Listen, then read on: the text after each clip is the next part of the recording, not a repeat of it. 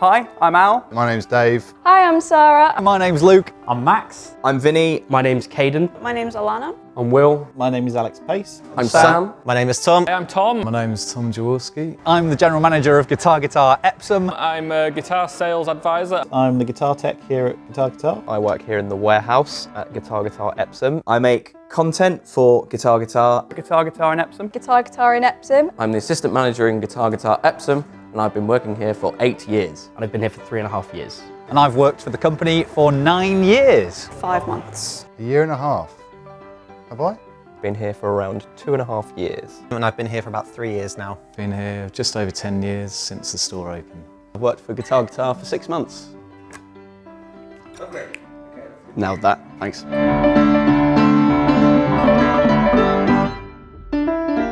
So the guitar that probably means most to me is this one, which is a Gibson ES330. The most important guitar I own is my Troublemaker Telecaster by Fender. This is my most important guitar, my Gordon Smith Explorer. This is my built SS Zaftig. My black 57 custom shop reissue. This 1988 Japanese Fender Strat. So it's like an old RGD with a kind of natural walnut finish to it. A bit battered and bruised, but it's mine. This American Pro 2 Fender Telecaster Deluxe. Nick Huber Krautster 2, which I custom ordered in memory of my late grandmother. It's got her name on the back of it, and it's blue all the way over. It's very nice. This lovely Mexican Fender Telecaster Deluxe. 2005 Fender Jaguar bass, lovingly crafted in Japan. This 1970 Gibson Les Paul Custom. Limited edition black paisley Mexican standard Telecaster. 1976 Gibson Ripper, which I bought from here before I worked here. And it's a mid-60s one, probably in 1966, I think. I've not had it for very long in the grand scheme of things, but it's the guitar that I've always wanted to get. Well, I don't know if this is the most important guitar I own, but it certainly is kind of fun and just an enjoyable thing that you can get kind of lost in. Well, actually, I play drums, so I don't have the most important guitar that I own.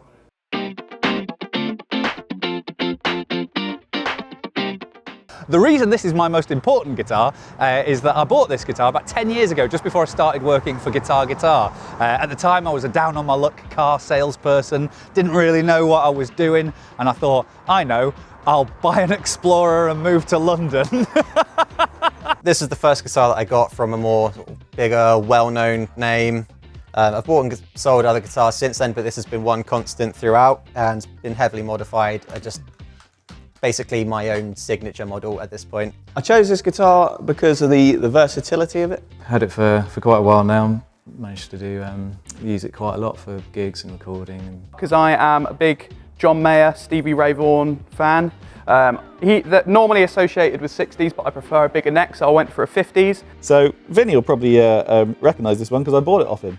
But I wanted something that I could just hack about a little bit, really, and just do something interesting or unusual with different temperaments and different tunings. I chose this guitar because it was on eBay for £400.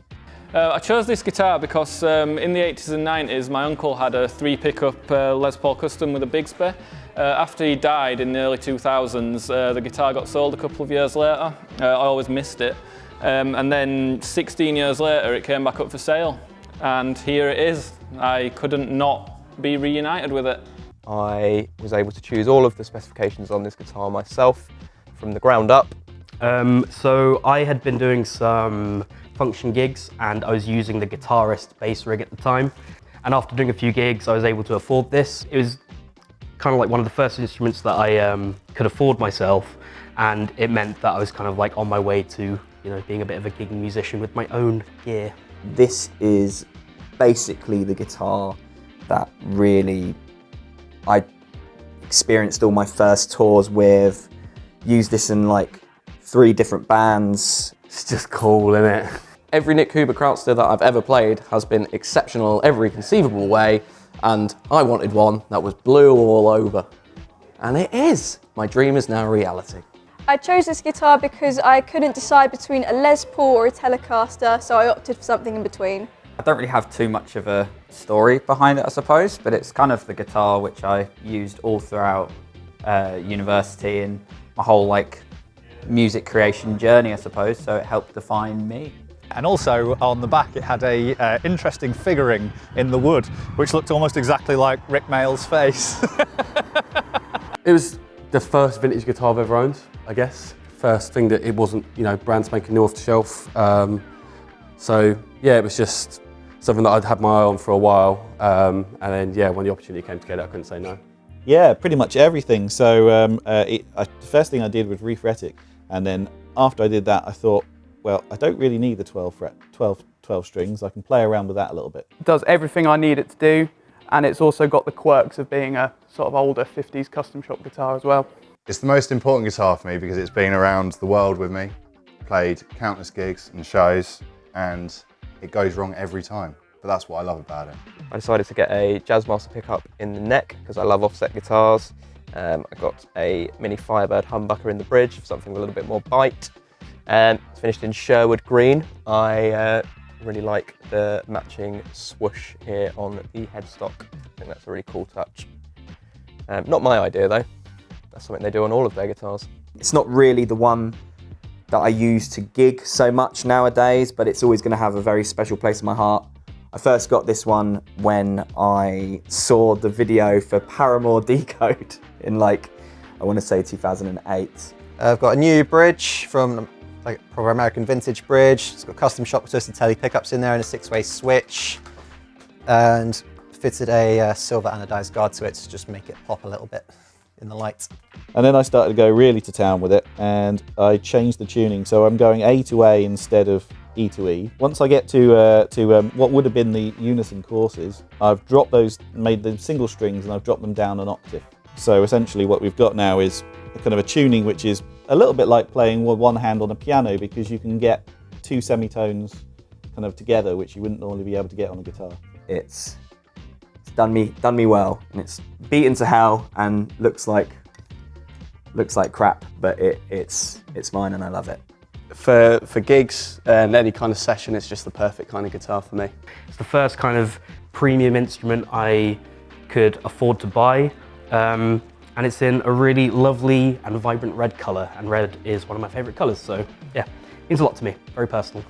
So as I already said, I play drums, so if you ask me the same question about drums, then I could give you a different answer.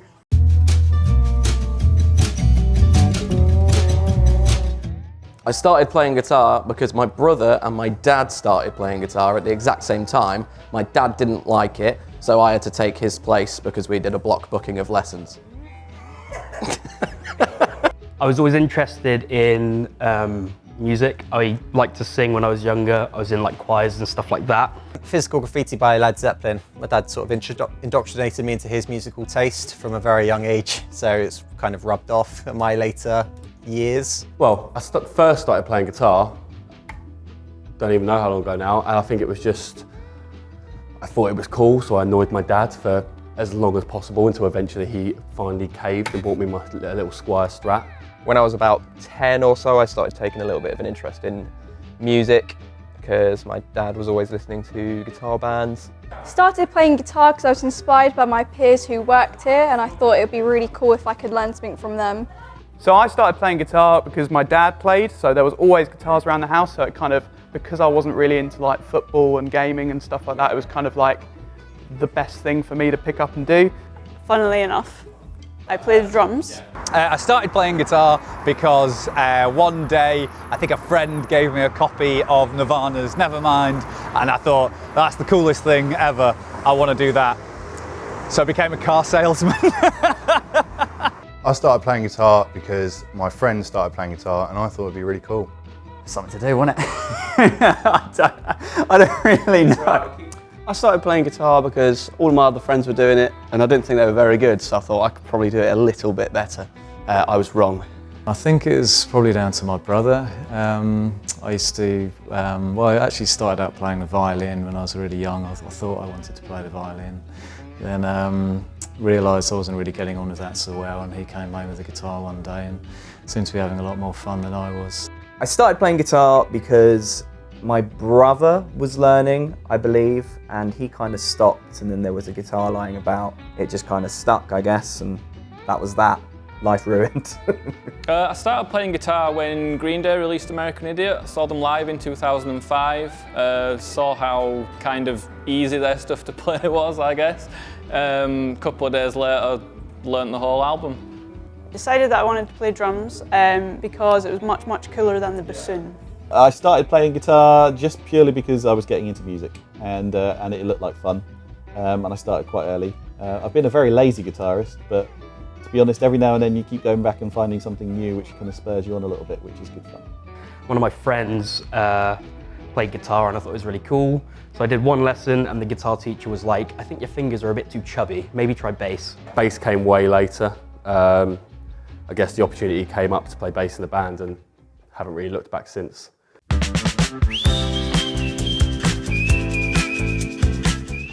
My favourite guitar in the shop right now is this custom shop Thin Line 69 Telly. My favourite guitar in the shop at the moment is this pre-owned, left-handed, 000 42. Carina 58 Flying V. A late 60s Japanese-made traditional Strat. Probably the SG Special. Fender American Pro 2 Strat. It's a limited edition. Fire Miss. Gold and a full rosewood neck, which is really cool. It's got to be this. The LSL Satakoi. Gold sparkle over three-tone sunburst. Even get a cool little nickname, Scarecrow, on the back.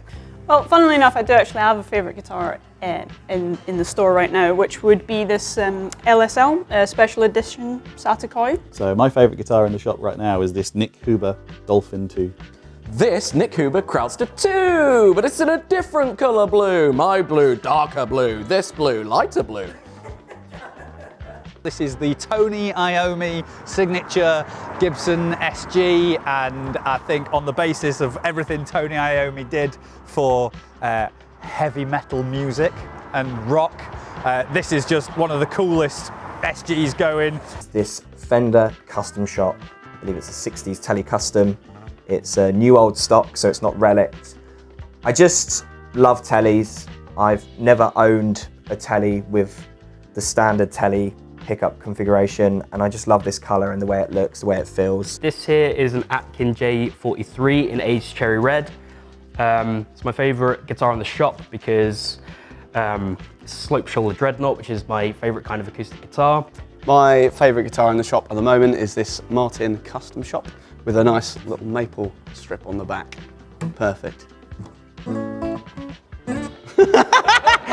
Super lightweight and just a bit ridiculous, but in the best way. It's got the P90 pickups, it's got the wrap round bridge, it's in the right colour, it's got like a nice chunky neck. You can plug it into big stacks and fuzz pedals and you'll just be the coolest looking person in the room. I love it, I think it's amazing. I used to have a Mexican-built 69 Thin Line Telly, so it wasn't quite as nice as this one, but I always regret selling it, so every time we have one in, I always like to take the opportunity to have a go on one. You know, LSL are a relatively small team based out of California. I quite like that small vibe. It's also, I'm a big fan of roasted maple necks on guitars. This one is particularly flamey, so it catches your eye as it's on the wall. I don't know, it's giving them that kind of like authentic edge. That's about it. And you like it red? Oh yeah, and it's red, like, you know, my bass as well. The neck, for me, is the most comfortable neck I've kind of played. So it's chunky, but because it's the shoulders around here have been shaped in a particular way, it doesn't feel like a big neck. I like the inlays. Yeah,